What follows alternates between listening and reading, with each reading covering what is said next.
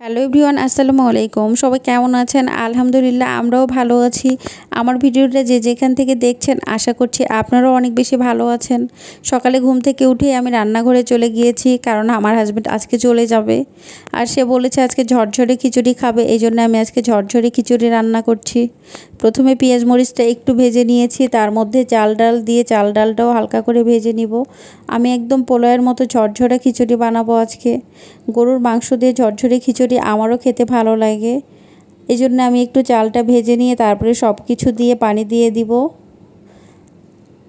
আমার হাজব্যান্ড বাসায় খাবে না, সে নিয়ে যাবে, এই জন্য ঝরঝরেটাই রান্না করছি। আর এখন আমি সব কিছু দিয়ে ঢাকনা দিয়ে ঢেকে রাখছি। আমার খুবই অল্প চাল রান্না করেছি, খুবই তাড়াতাড়ি হয়ে যাবে। আমার খিচুড়িটা এদিকে হয়েও গিয়েছে, কিন্তু আমি এটা এখন নাড়াচাড়া করব না, কারণ যতটুকু কম সিদ্ধ হয়েছে ততটুকু ঢাকনা দিয়ে ঢেকে রাখছি, সিদ্ধ হয়ে যাবে। আর এদিকে আমার হাজব্যান্ডের জন্য আমি ভাত রেডি করছি, সে ভাত খেয়ে যাবে। কারণ খিচুড়ি দুইবার খেলে খারাপ লাগতে পারে, এই জন্য যাওয়ার সময় সে ভাত খাবে। সকালে আসলে এমনিই খেতে ইচ্ছে করে না, তারপরে চলে যাওয়ার মুহূর্ত, তার আরও খেতে ইচ্ছে করছে না, সে কোনো তরকারি নেবে না, শুধু সে মাংস দিয়ে একটু খেয়েছে।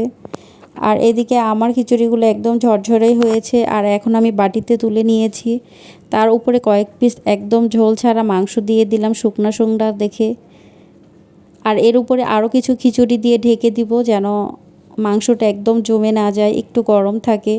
আর সে তো বেশিক্ষণ পরে খাবে না, হয়তো 2-3 ঘন্টা পরেই খেয়ে যাবে।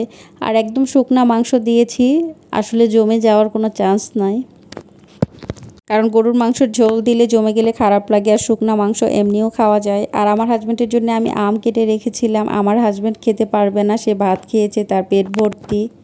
এই জন্য আমি খিচুড়িও দিয়ে দিলাম, সাথে আমি 1 বক্স আমও দিয়ে দিলাম। সে বাসের মধ্যে বসে বসে খাবে, যখন খেতে ইচ্ছে করবে।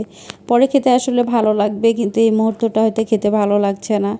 আর আমার হাজব্যান্ড তার খাবারগুলো সে নিজে হাতেই সাজিয়ে নিচ্ছে। সে নিজে হাতে খাবারগুলো নেওয়ার জন্য আসলে চামচ দিতে ভুলে গিয়েছিলাম, কারণ সে নিজে হাতে নিয়েছে আর আমার চামচের কথা তো মনেই ছিল না, আমি চামচটা পাশেই রেখেছিলাম। আমি দিলে হয়তো বা মনে থাকতো, সে নিয়েছে, আমার ওটা মনে ছিল না। সে চলে যাওয়ার পর আমি দেখি টেবিলের উপর আমার চামচটা রয়েই গেছে। কি আর করার আছে, সে হাত দিয়েই খেয়েছে। আর বিদায়টা তো সবসময় কষ্টের হয়, তারপরেও করার কিছু নাই, জীবনের তাগিদে কত কিছুই মেনে নিতে হয়। তারপরেও তো আলহামদুলিল্লাহ কিছুদিন পর পর আসতে পারে। যারা বিদেশে আছে তাদের জীবনটা তো আরও কঠিন। যেভাবেই আছি ভালো আছি আলহামদুলিল্লাহ। আমার হাজব্যান্ড তো চলে গিয়েছে, আর আমার কাজকর্ম তো এখন শুরু হয়ে গিয়েছে। আমি সুন্দর করে বেডটা পরিষ্কার করে নিয়েছি, এখন রুমটাও ঝাড়ু দিয়ে নিচ্ছি। কাজ তো আর বন্ধ থাকে না কখনো, যতদিন জীবন আছে ততদিন কাজও চলবে। আর আমার ভিডিওটা কেমন লেগেছে আপনাদের কাছে? যদি ভালো লাগে অবশ্যই একটা লাইক কমেন্ট শেয়ার করে দেবেন। সবাই ভালো থাকবেন, আল্লাহ হাফিজ।